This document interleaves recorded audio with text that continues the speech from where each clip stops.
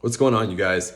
Jumping right into Unit 6 in Arizona elk, talking Unit 6A first and foremost. 6A is just a fantastic elk unit overall. It's got a giant elk population, lots of terrain, lots of opportunities for every hunting style. It's just a really phenomenal elk unit just in general.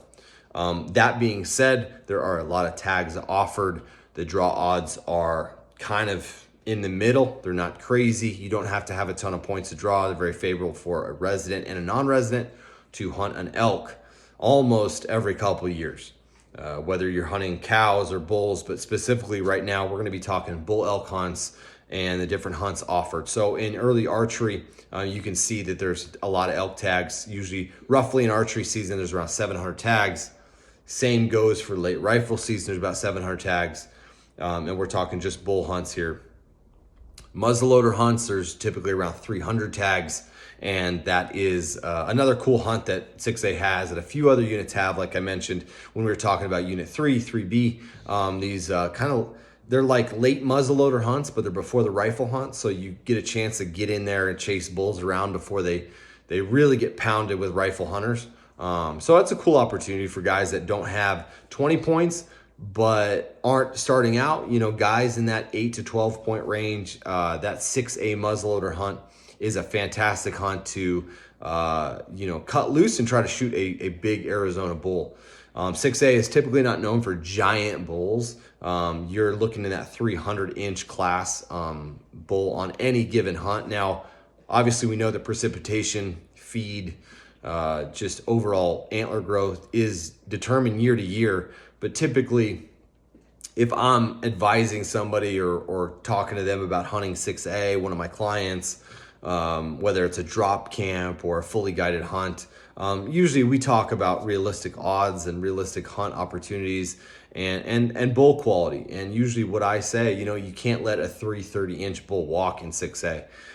We have shot bulls far north of 330 and 6A, and we've also shot bulls far south of 330 and 6A. So it's kind of that benchmark where you're like, hey, you may have been hunting elk a few years, maybe shot a couple in Colorado or Wyoming or whatever, and you really want to hit that 300-inch mark and above. Well, 6A is a great place to do that in for the reason that it doesn't take you 20 years to do that.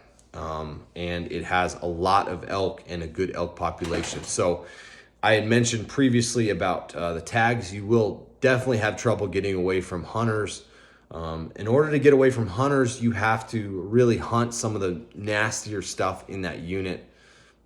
But the thing about it is we always talk as hunters how to get away from hunters. Well, it's tricky because when that becomes your focus and not actually hunting where the elk are, we've kind of lost sight of what we're doing here. So sometimes you need to hunt where other hunters are because that's where the elk are. You need to hunt where the bulls are first and then worry about the hunters second. So I just want to throw that out there to a lot of guys start their hunting process by saying, how do I get away from people? Instead of saying, how do I find where the elk are? And having a rifle, a bow, an approach, or the right guide outfitter that will actually get me in there and I can make a shot, actually harvest an elk, because it doesn't do you a whole lot of good when you get away from people and you also get away from the elk. Now, that being said, I like to get away from people. I'd rather hunt in low density elk areas for the fact of privacy, and I just like to, I don't like to see people on every ridge either. I'm not into that, but sometimes our focus can be a little bit skewed in the wrong direction when we're talking elk hunting, period, on public land. So 6A is definitely a populated unit, both with elk and with people, but their elk are there to support all those tag numbers. The youth hunt is a fantastic hunt as well. I want to do a video about youth opportunities in Arizona's elk hunting. There's some great opportunities for youth elk hunts, great populations, great times of year. So 6A is one of those units. It is not very far from Phoenix as well. We talked about 5A last week, 5B. It's very close to Phoenix. It's easy access from Flagstaff. It's a very accessible unit. The northern half of 6A is very timbered, wooded ponderosa pine, massive ponderosa pine forests that offer very easy access to quads, trucks, big camper trailers. Roads are very, very manageable. They can get pretty clay heavy in precipitous conditions, snow or rain can be pretty slick up there. But for the most part, 6A, what you'd expect if you to go draw a tag and do it yourself is the roads in the northern half of the unit are very accessible. Good place to rent a truck, go browse around, go camping in the summertime. You're not going to have to be too far away from Flagstaff or Phoenix. It's not going to take you, 8 hours to get in there if you're a resident, and it's not going to be very hard as a non-resident to really access 6A and get a feel for it in a few days of camping and scouting. So that being said, the southern half of Unit 6A is pretty rugged in ways. There's some wilderness areas, if you look on the map, Clear Creek Wilderness Areas, Fossil Springs Wilderness Areas, Beaver Creek Wilderness Areas, all those little canyons that kind of right on the Mogollon Rim really can create some hardcore habitat. I mean, there's sheep hunts in 6A, and that's where the sheep are living in some of that canyon country. So that southern half of 6A is pretty rugged. It can be pretty rugged, can be pretty hard on vehicles, a lot of lava rock, cinder rock, pretty hard access, which I would say deters people, but it really doesn't. It gives people more of a reason to get a side-by-side and go zooming all around some of that lower country. So it's not necessarily the roads that keep people out. I will just tell you that. It is as populated on all fronts. It's finding where the elk are, which is really important for you to get out there and scout ahead of time and really determine what you're physically capable of, and also where you're seeing the elk and how you would like to approach it, whether it's from a water hole, which 6A is great for water holes. There are a lot of water holes to sit on.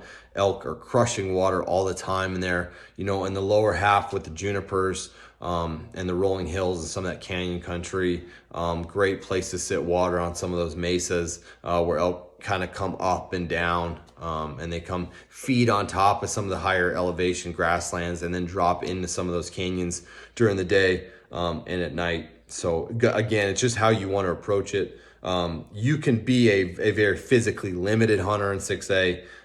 Perhaps you're older or just flat don't want to go hiking in nasty canyons. And that's when you would hunt the northern area, maybe hunt over water. If you really are a physical hunter, you want to get away from people and also get into some of the elk.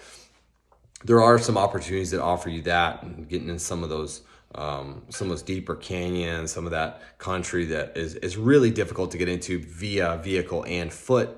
And so the more time you spend in the worst country, chances of you digging up something that's been living there a little bit longer is better. That goes across the board for any state, any unit, in anywhere. Any time where an animal has a best chance of surviving, multiple hunting seasons, they're harder to find, but they also have a better chance to live longer and grow bigger. So that's kind of 6A. Everybody seems to kind of know about it or hunt about it or kind of like that. You'll see a lot of it online. But really what's important is in any of these elk units, like there are historically really good places to hunt in all of these units. And when I'm giving out scouting packages and things like that, or drop camps where I just have guys get set up and give them the equipment, it's current information is what's really important in these elk units. And getting into areas that are pre-scouted. Conditions change, moon phases change, predators change, hunting pressure changes, elk patterns do change, but really there are historical places that you can see on forums and people talk about it, but what really matters from every hunting year to hunting year is where the elk are at that moment or where they were a week ago. It's really important information to know. And you as a DIY person that is going in there hunting on your own, you need to do your homework, you need to get in there and familiarize yourself with some areas and understand that. So Obviously, that goes the same way with guiding. When we guide, I mean, the value in a buying a guide or having a guide help you is that knowledge, that current up-to-date information, getting you in the spots where all you have to worry about is hunting and not necessarily whether you're in the right spot or seeing the right animal. So 6A, you got to get in there and move around, hike around, glass around, visit water holes, do all your homework. Not a bad idea to bring a friend or, again, have some scouting package help, have some scouting help for you. If you're a DIY solo guy, it's a great to have a launch into the right position to start your hunt versus trying to figure it out opening day or a day or two before opening day. And it's really hard to get a feel for an elk unit that way. So let's go talk about 6B real quick. 6B is an often overlooked unit. It really is, has really awesome potential. It borders Unit 8 and some really, really nasty canyon country that holds big bulls.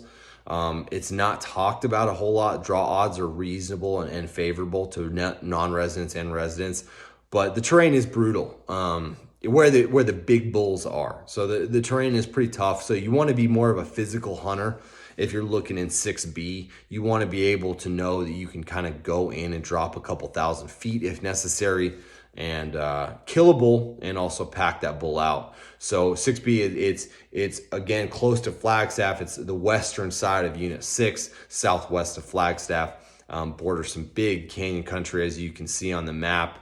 And it's a great place to hunt if you are willing to go move around, willing to do your homework. Primarily a lot of junipers, obviously closer to Flag, where all the big ponderosa forests are. It's going to be some forested stuff, but a lot of times in that later season, you'll have those big bulls kind of drift in that southern half as they get kind of pushed out of the timber from a lot of people riding around, driving around in there. 6B archery, early season stuff. It's really important to focus on water, in my experience up there. And if it's crazy wet and there's water everywhere, then staying up high, staying up on the flats, staying up on in the plateau where the cows are, and just trying to get on those bulls is how I would approach a 6B early archery elk hunt. So I hope that explains a little bit, guys. I hope the mapping helps give you an idea, and I also hope that the draw odds help to understand where you're at as a person with 0 points or a person with 25 points, and kind of give you an idea so you go into the draw educated and confident that you're making the best decision. So, all right, guys, I'm going to come at you with some more videos. We're going to talk about Unit 7, 7 East and 7 West next video. Thanks for tuning in. Talk to you later.